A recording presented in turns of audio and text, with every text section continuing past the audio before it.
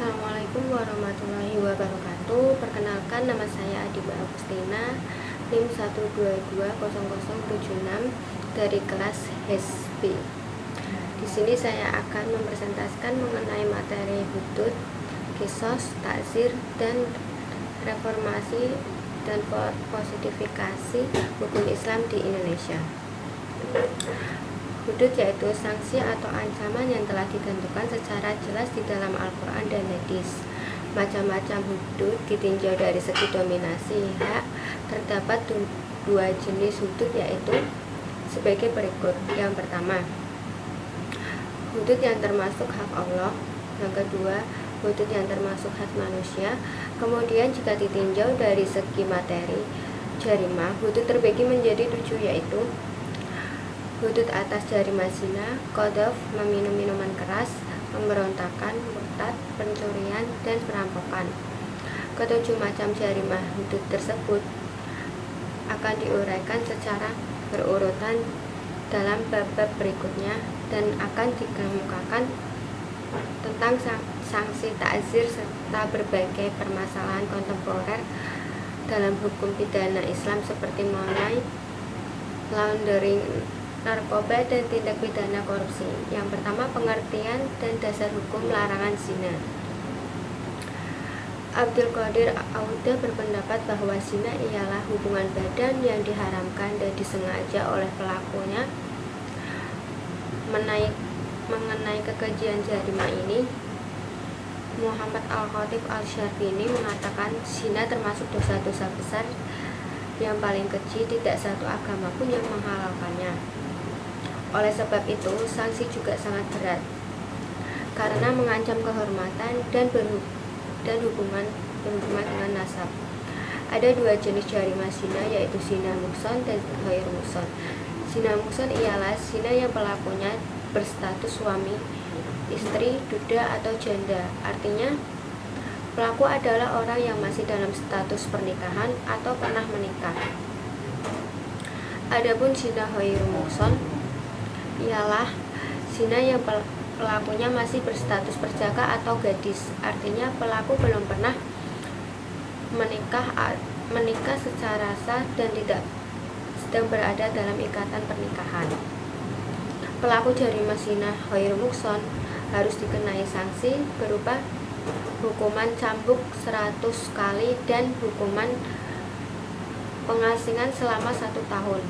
Hanya saja untuk jenis hukuman pengasingan menurut Imam Malik dan Al-Auza'i tidak diberlakukan bagi perempuan.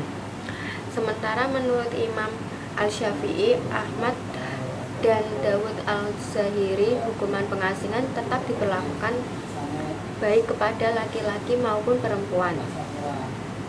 Kemudian pengertian jarimah qadhaf. Qadhaf ialah menuduh seorang muhsan yang dewasa, berakal sehat, merdeka, beragama Islam, dan orang baik melakukan zina.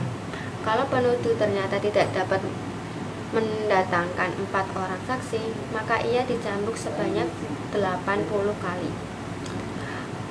Proses pengharaman minuman keras. Dalam syariat Islam melarang mengonsumsi minuman keras dan zat-zat sejenisnya. Proses pengharaman ini dilakukan melalui tahapan yang berulang-ulang sebanyak 4 kali. Mengenai sanksi pidana bagi pemabuk tidak disebutkan secara jelas dalam rangkaian ayat tentang pengharaman khamr. Perbedaan pendapat mengenai sanksi jarimah al-khamr adalah jumlah cambukan yang harus dikenakan kepada pelaku. Kemudian pengertian al-bahyu ialah keluar dari kepemimpinan negara dengan cara melakukan perlawanan atau pemberontakan. Dari uraian di atas dapat diketahui bahwa untuk menjatuhkan sanksi bagi pelaku jarimah al-bahyu ini harus dilakukan secara berhati-hati dan tidak boleh gegabah. Sebab bagaimanapun yang dihadapi oleh pemerintah itu bukan musuh yang harus dibunuh, melainkan sedang berhadapan dengan pihak yang kecewa terhadap kebijakan yang selama ini telah dijalankan. Selain itu, sangat mungkin pemberontakan itu juga beragama Islam, sama dengan pemerintah yang mau menghukumnya. Oleh sebab itu, dalam menjatuhkan sanksi, betul-betul harus dicermati dengan baik. Kemudian pengertian soriko. Soriko ialah mengambil barang atau harta orang lain secara sembunyi-sembunyi dari tempat penyimpanan yang biasa digunakan untuk menyimpan barang atau harta kekayaan tersebut. Allah menyatakan secara tegas bahwa laki-laki pencuri dan perempuan pencuri harus dipotong tangannya.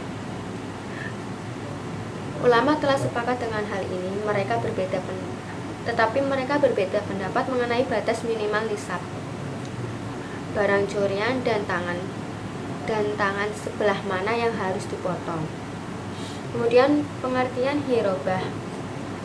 Hirobah ialah tindakan kekerasan yang dilakukan seseorang atau sekelompok orang kepada pihak lain, baik dilakukan di dalam rumah maupun di luar rumah,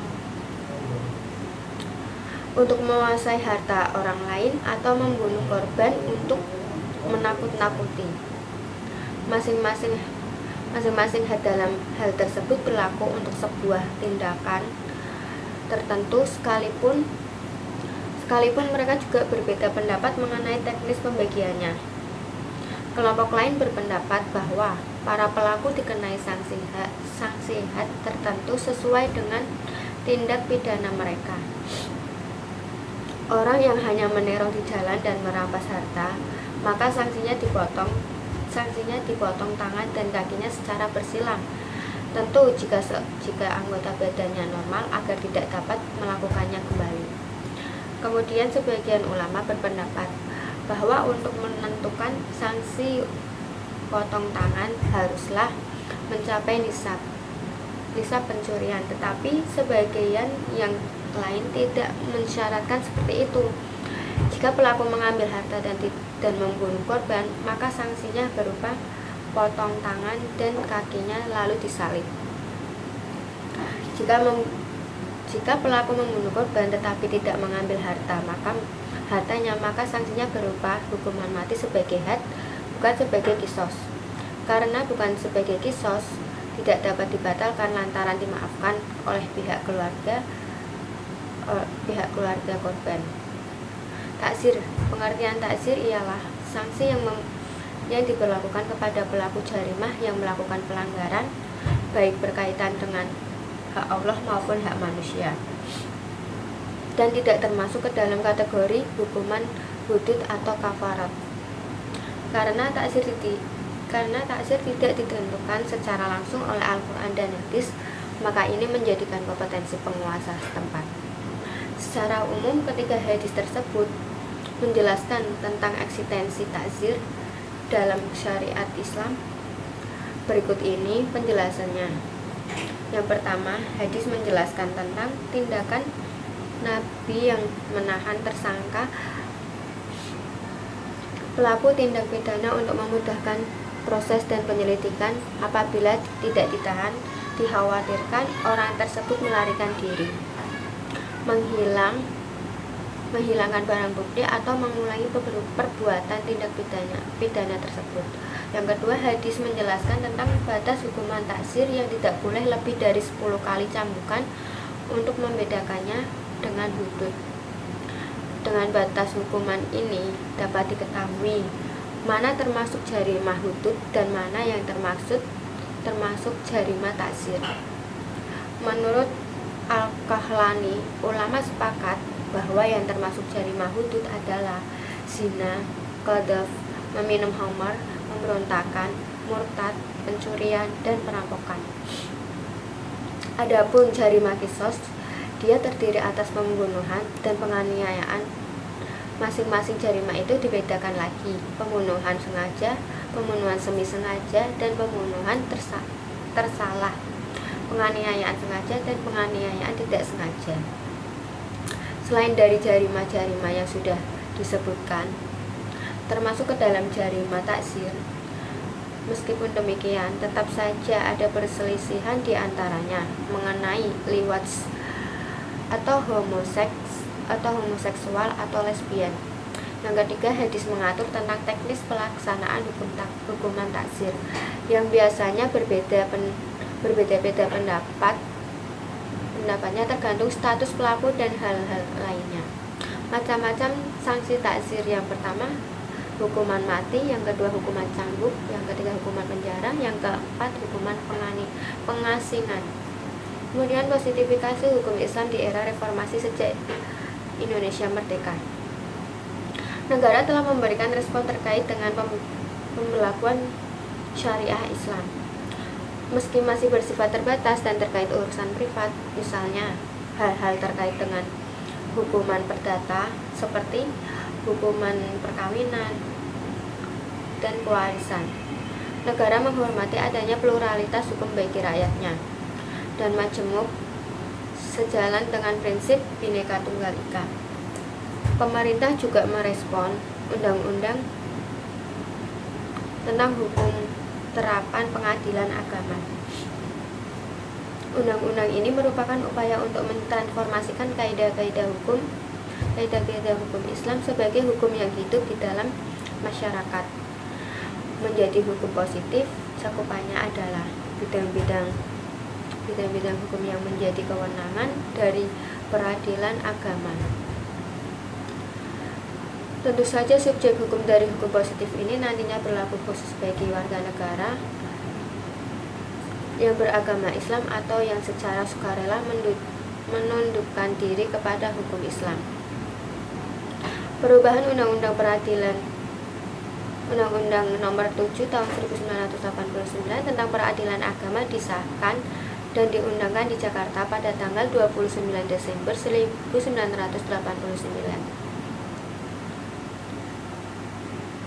Kemudian pada tanggal 20 Maret 2006 disahkan Undang-Undang Nomor 3 Tahun 2006 tentang perubahan atas Undang-Undang Nomor 7 1989 tentang peradilan agama. Yang melegakan dari undang-undang ini adalah semakin luasnya kewenangan pengadilan agama, khususnya kewenangan dalam menyelesaikan perkara di bidang ekonomi syariah. Kompilasi hukum Islam, perwujudan hukum bagi umat Islam di Indonesia terkadang menimbulkan pemahaman yang berbeda. Akibatnya, hukum yang dijatuhkan sering terjadi perdebatan di kalangan para ulama. Karena itu diperlukan upaya penyeragaman pemahaman dan kejelasan bagi kesatuan hukum Islam.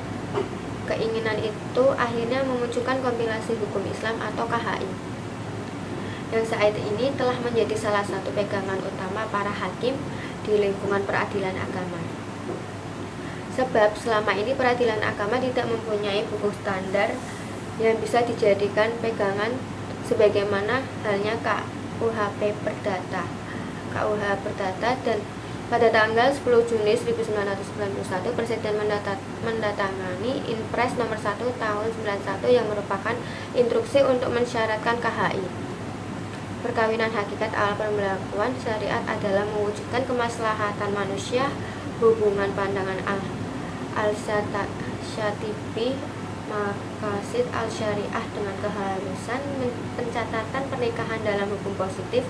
Undang-Undang Nomor 1 Tahun 1974 dan KHI mempunyai korelasi positif dan signifikasi. Keharusan pencatatan pernikahan dimaksudkan untuk memelihara dan menjaga ketertiban perkawinan masyarakat Islam. Selain itu, di dalam penjelasan umum pasal 2 ayat 2 Undang-Undang Perkawinan Nomor 1 Tahun 1974 juga menerangkan bahwa tiap-tiap perkawinan adalah sama halnya dengan pencatatan peristiwa-peristiwa penting dalam kehidupan seseorang. Terima kasih. Wassalamualaikum warahmatullahi wabarakatuh.